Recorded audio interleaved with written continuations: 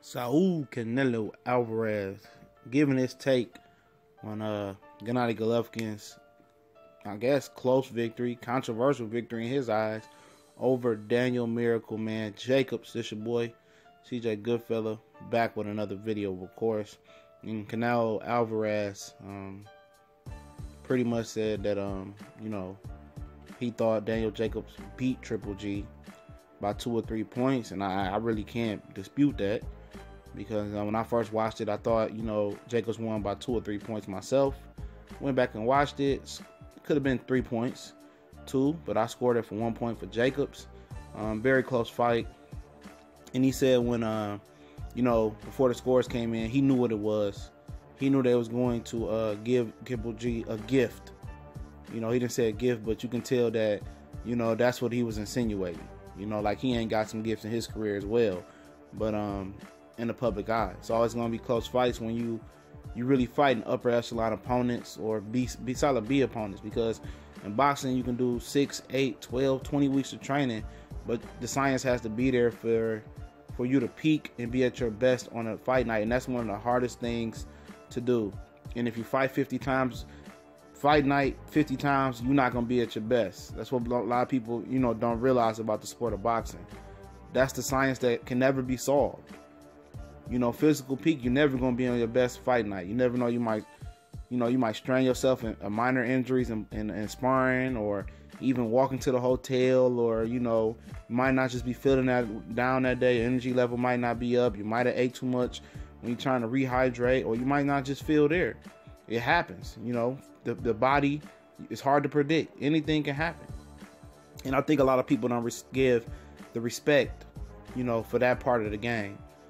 For the nutritionist, for the fighter, everything has to be hitting on all cylinders on that fight night. You might catch a cold, so you can't really put too much stock into one fight. Yes, he looked bad against Kell Brook in some people's eyes, and yes, he looked bad versus Daniel Jacobs in some people's eyes. But I just think in the Daniel Jacobs fight, he just stepped up in competition and woke him up. He hasn't been in a high caliber fight since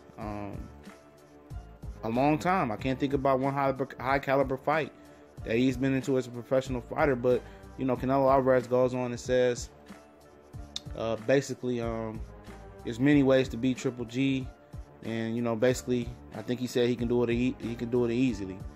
And for a long time I thought he would be able to dispatch Triple G even before the Daniel Jacobs fiasco fight. I just like Canelo's skill set, and a lot of people point to his feet movement, but he moved good enough. When the WBC was telling him that he was up by like 8, 9 rounds on Austin Trial going into the 10th, 11th, or 12th round, whatever it was, and he moves well enough, and I just think, the way that he fights, it's not in a scary manner, it's not in his makeup, and it's not him. Even if he's going against Thor with the hammer, Canelo's going to punch through the target and throw combinations whichever which way. I don't see him getting gun shy anytime soon. Until he gets older, he's going to let them hands fly. And one thing about Canelo that he doesn't get respect, he's an accurate puncher, and he punches through the target. Great counter puncher. And, I don't think he's going to have too much respect for Triple G going into that fight until he gets hit with something very good. But Canelo is like I made this analogy of before. He reminds me of a young James Toney as far as his upper body movement when he chooses to use it. Is he James Toney? Absolutely not. Not yet. But he has that upper body movement and stone feet like James Toney. James Toney wasn't a twinkle toes himself, but they can move, upper body move, and make you miss and counter punch. And I think that part of Canelo game gets forgotten in the midst of all the hate that he gets.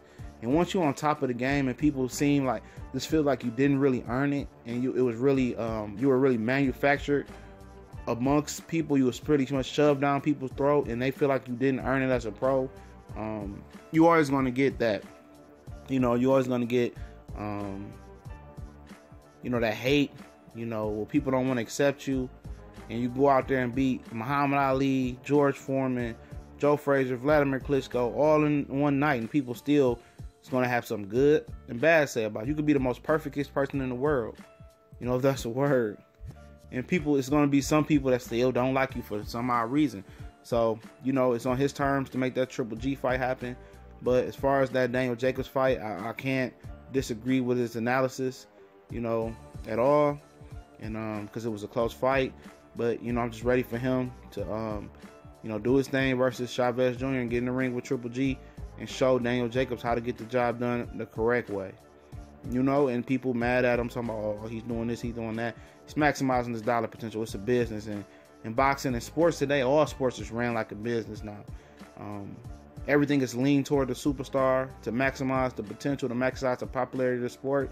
And you know, the superstar, people might, you know, force feed you. LeBron James is the best player. You know, Sidney Crosby is the best player. Canelo is the best. They try to force feed certain superstars down your throat. But real hardcore fans know, you know, who the best is. You know, and it's not that much separation from the top dog to the person up under him. You know, people just want to see the top dog be the top dog. You know, not being manufactured, not getting fouls called, not getting gift decisions clear cut. You did it old school fashioned way, and that's where a lot of people get turned off with Canelo. He got a lot of close decisions, and a lot of people got turned off by that. You know, but this your boy CJ Goodfella. We gone.